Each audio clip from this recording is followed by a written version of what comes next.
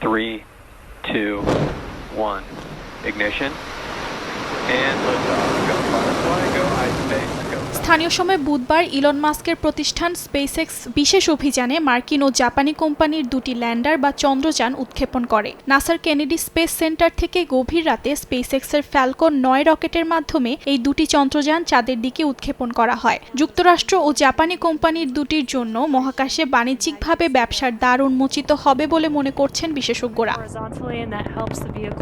Tokyo ভিত্তিক company আইস্পেসের জন্য চন্দ্রযান উৎক্ষেপণের দ্বিতীয় প্রচেষ্টা এটি। 2 বছর আগে উৎক্ষেপণ করা হয়েছিল তাদের প্রথম চন্দ্রযান, যা অবতরণের সময় বিধ্বস্ত হয়ে যায়। এবার তাদের চন্দ্রযানে 2টি রোভার রয়েছে, যার মাধ্যমে চাঁদের মাটি সংগ্রহ করা হবে। এর মাধ্যমে ভবিষ্যতের অনুসন্ধানকারীদের জন্য খাদ্য ও পানির উৎস খুঁজতে চালানো হবে পরীক্ষা। চন্দ্রযানটি অবতরণ করতে 4 থেকে 5 মাস সময় লাগতে পারে বলে জানায় বিশেষজ্ঞরা।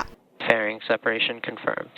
অন্যদিকে টেক্সাস ভিত্তিক কোম্পানি ফায়ারফ্লাই অ্যারোস্পেস তাদের ব্লু গোস্ট চন্দ্রযানের মাধ্যমে নাসার 10টি পরীক্ষা চালাচ্ছে। এতে রয়েছে মাটি সংগ্রহের জন্য ভ্যাকুয়াম, পানির তাপমাত্রা মাপার জন্য একটি ড্রিল এবং ভবিষ্যৎ অনুসন্ধানকারীদের ক্ষতিকর চন্দ্রকণা থেকে সুরক্ষিত রাখার ডিভাইস। টোকিও ভিত্তিক চন্দ্রযানের আগে মার্কিন ব্লু গোস্ট চাঁদে পৌঁছাবে বলে ধারণা করছেন বিজ্ঞানীরা। জানা যায় মার্চ মাসের শুরুতে চাঁদে অবতরণের চেষ্টা করবে লম্বায় 6 ফুট 6 ইঞ্চি ব্লু গোস্ট। খরচ সাশ্রয় করার জন্য চন্দ্রযান দুটি একসঙ্গে উৎক্ষেপণ করা হলেও তাদের পথ হবে আলাদা। এগুলো ভিন্ন ও জটিল পথ অনুসরণ করবে বলে জানায় বিজ্ঞানীরা। অর্চিতা শেহজিন, সময় সংবাদ।